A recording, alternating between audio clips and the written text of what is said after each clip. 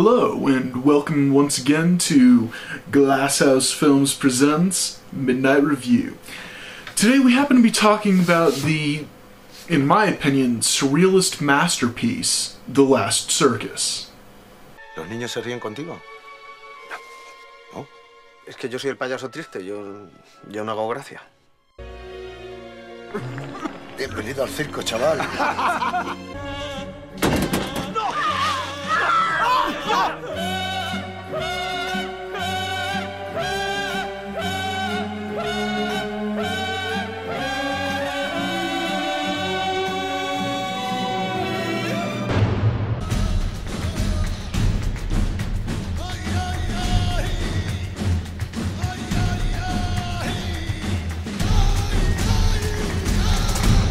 ¡Vamos, payaso! ¡Hazme reír!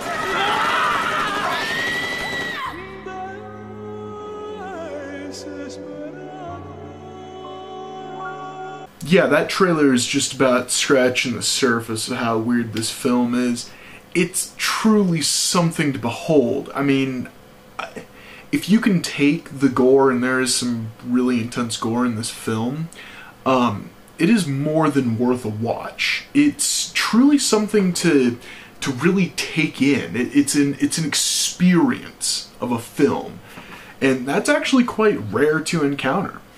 The basic story of The Last Circus is after one of the many Spanish Civil Wars. The movie ends up taking place in the 70s, but again, I don't know exactly when the Spanish Civil War is. I'm sorry, I'm terrible with European history sometimes.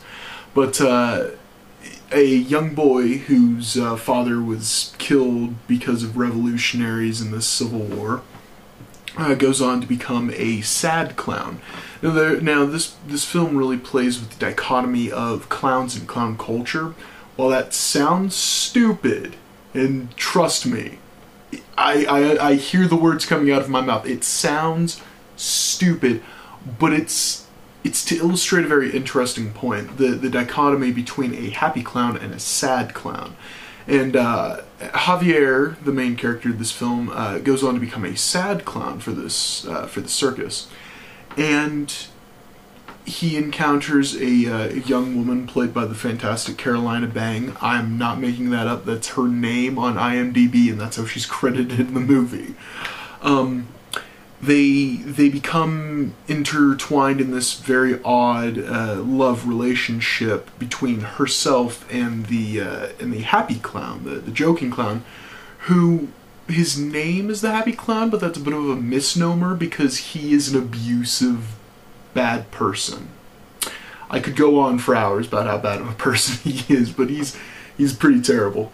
But it is this line ray between these three individuals, and that's what the movie is on its surface. What the movie is underneath that is kind of a complex tapestry of what it means to be, you know, happy, what it means to be civilized, what it means to be fascist. And the film doesn't give you the answers. The film leaves it up to you to draw your own conclusions of all of these questions that it brings up. And that's actually a very brilliant way to present this film. Now, beyond that, just speaking about this film in those kinds of terms, that makes it sound like kind of a boring drama Oscar nominee that you'd get in the 90s. Instead, what you get is a supremely ridiculous and crazy horror movie from a Spanish filmmaker that is absolutely absurdist and surrealist to the nth degree. I kid you not. Some of these clips are going to be a little graphic, but that's kind of to prove a point. Check out this scene. Payaso, y los payasos pues se dedican a hacer reír a los niños, ¿verdad? Que lo que quiere usted es hacerles reír, ¿verdad que sí?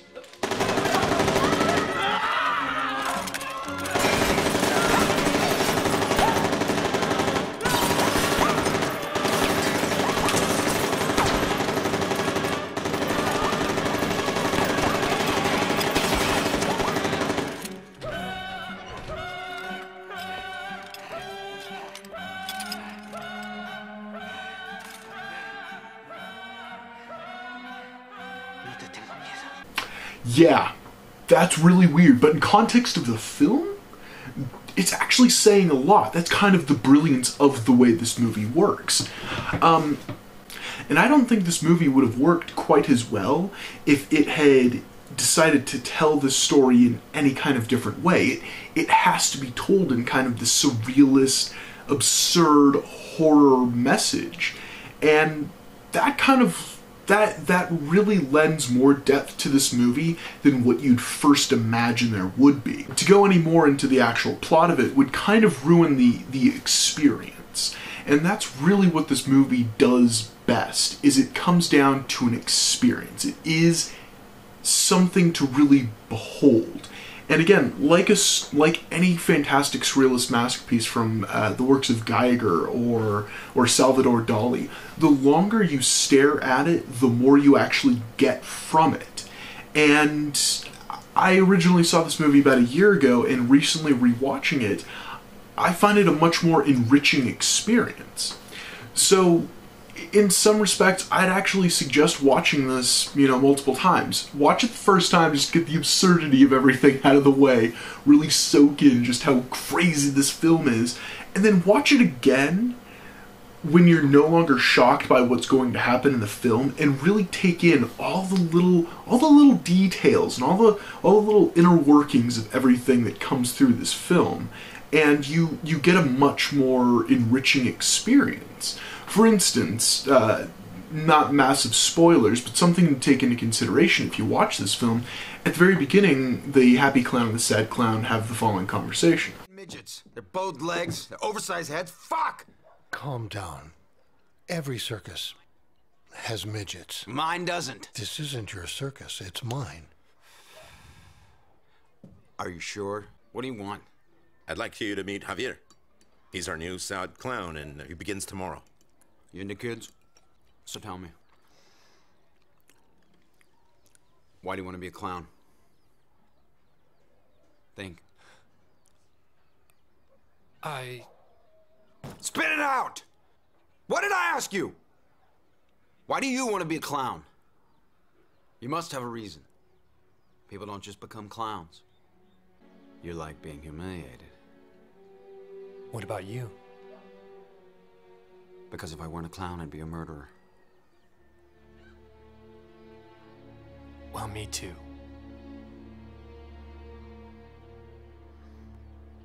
Now, watching it the first time around, earlier in the film, you've seen some pretty ridiculous things happen, and you sort of think to yourself, oh, that's completely rational. But then you actually sit down and watch the movie through, and you realize not only how true that is, but its more far-reaching implications. Now, I've probably bored you to death talking about just how intricate and interesting this tapestry of a surrealist masterpiece this is. Beyond that, this is a really messed up piece of cinema. I mean, there are things in this film I have never seen before. If you thought that scene in Fight Club where Tyler Durden kisses Edward Norton on the hand and then pours lye on it, you ain't seen nothing yet as far as I'm concerned. Again, the other part about this is it takes place with clowns. I don't have a fear of clowns. I've never watched it and thought it was terrifying. This film kind of instilled a genuine fear of clowns into me. And as I've said, the acting on all fronts is fantastic, especially from Carolina Bang, the main female character in this film. She really plays an interesting character. The best way to describe it is it's an inch wide but a mile deep, and she's really someone that I'd love to see really break out into the American market later on. The film is shot beautifully. It is very reminiscent of early Peter Jackson or Guillermo del Toro works. Oh, what the hell, let's throw in one more clip. Check out this scene from early in the film. Let's go! Show them what you're made of!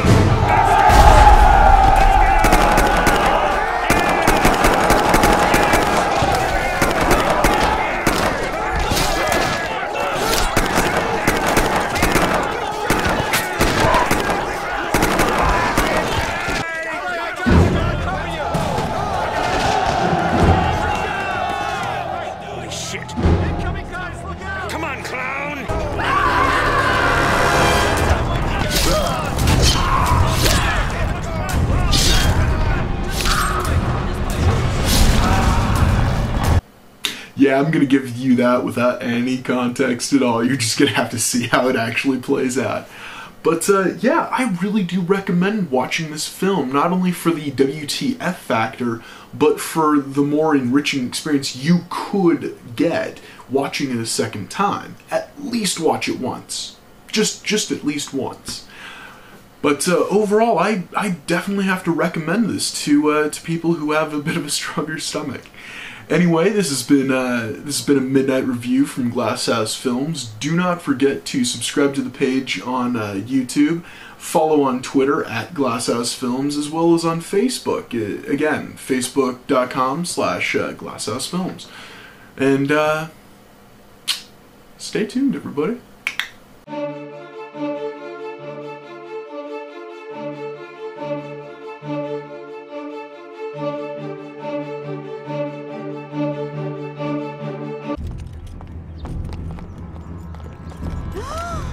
Oh shit.